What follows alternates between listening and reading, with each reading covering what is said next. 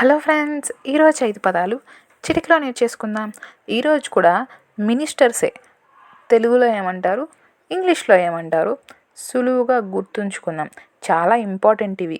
మనకి ఇన్ని రోజులు మనం ఇంగ్లీష్లోనే మాట్లాడతాం లేదా తెలుగులోనే అంటాం. తెలుగులోను ఇంగ్లీష్లోను ఏమంటారో ఈరోజు చూద్దాం. నిన్న కొన్ని పదాలు చూసాం, సో ఈరోజు కొన్ని పదాలు. మొదటిది హెల్త్ మినిస్టర్, అంటే ఆరోగ్య మంత్రి.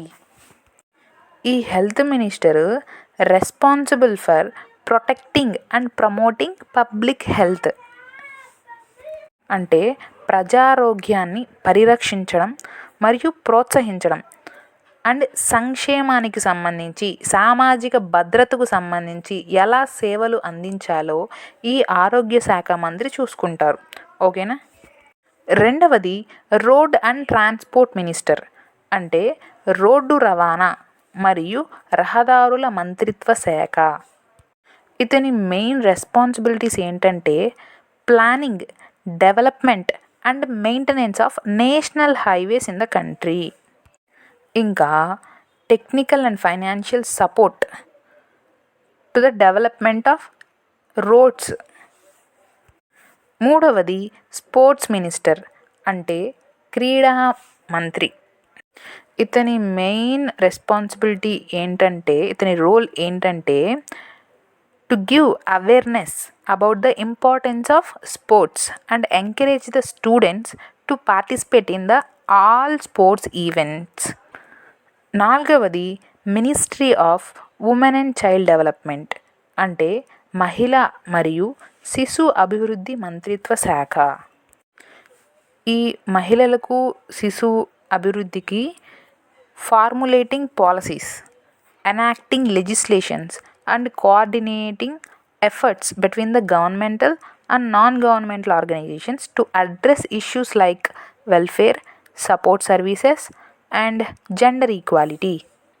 అంటే ఈ మహిళ మరియు శిశు అభివృద్ధి మంత్రిత్వ శాఖ పాత్ర ఏంటంటే మహిళలు, పిల్లలు సమగ్ర అభివృద్ధిని ప్రోత్సహించడం, అభివృద్ధి చెందేలా విధి విధానాలను రూపొందించడం, చట్టాలను రూపొందించడం మరియు సంక్షేమం, వారి యొక్క సేవలు, లింగ సమానత్వం వంటి సమస్యలను పరిష్కరించడానికి ప్రభుత్వ మరియు ప్రభుత్వేతర సంస్థల మధ్య ఒక సమన్వయం చేయడం అన్నమాట. ఈ పిల్లలు, మహిళల వాళ్ళ యొక్క జీవితాలను మెరుగుపరచడమే లక్ష్యంగా విధానాలు మరియు కార్యక్రమాలను అభివృద్ధి చేసి అమలు చేస్తుంది ఈ డిపార్ట్మెంట్. ఇంకా మహిళలు, పిల్లల వాళ్ళ యొక్క హక్కులను రక్షించడానికి కొత్త చట్టాలను రూపొందించడం, ఉదాహరణకు ఇప్పుడు గృహహింస నుంచి కాపాడబడడానికి protection of women from domestic violence act, dowry prohibition act, ఇట్లా అవసరమైన చట్టాలను రూపొందించడం ఇవి చేస్తుందన్నమాట. ఐదవది మినిస్ట్రీ ఆఫ్ ట్రైబల్ అఫైర్స్, అంటే గిరిజన వ్యవహారాల మంత్రిత్వ శాఖ. అంటే పాలసీస్ చేయడం, planning and coordination programmes for development of the scheduled tribes, focusing on socio-economic development through various schemes and initiatives. అంటే గిరిజనుల యొక్క అభివృద్ధికి సంబంధించి మొత్తం విధానాలు, ప్రణాళికలు, కార్యక్రమాలు ఈ గిరిజన వ్యవహారాల మంత్రిత్వ శాఖ బాధ్యత వహిస్తుందన్నమాట.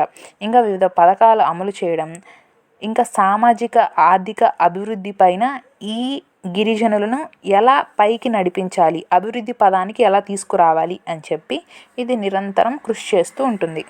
ఇప్పుడు గిరిజన ప్రాంతాల్లో రోడ్లు, పాఠశాలలు, ఇంకా హెల్త్ కోసం కొన్ని మౌలిక సదుపాయాలు కల్పించడం, వాళ్ళకి సబ్సిడీలు ఇవ్వడం, ఇంకా నాణ్యమైన విద్యను పొందేందుకు వీలుగా ఈ ట్రైబల్ పీపుల్కి స్కాలర్షిప్లు ఇవ్వడం, ఇలాంటివన్నీ చేస్తుందన్నమాట.